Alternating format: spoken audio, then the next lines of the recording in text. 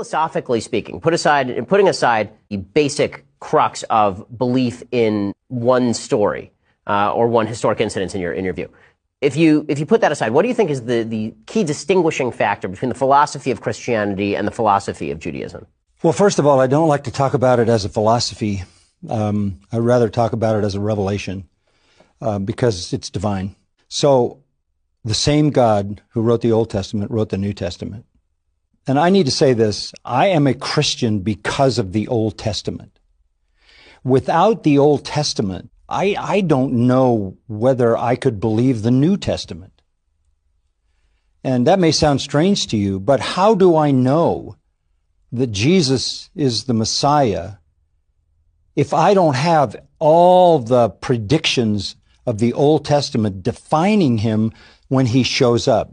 For example, Isaiah 53, that great chapter, it's the biography of the Messiah, the servant of the Lord, lays out his arrival and his rejection and his death and his resurrection and his ascension and his coronation. He was wounded for our transgressions. He was bruised for our iniquities. The chastisement for our peace fell on him, and by his wounds we are healed. Wow, that sounds like the Christian doctrine of justification, because that's exactly what it is.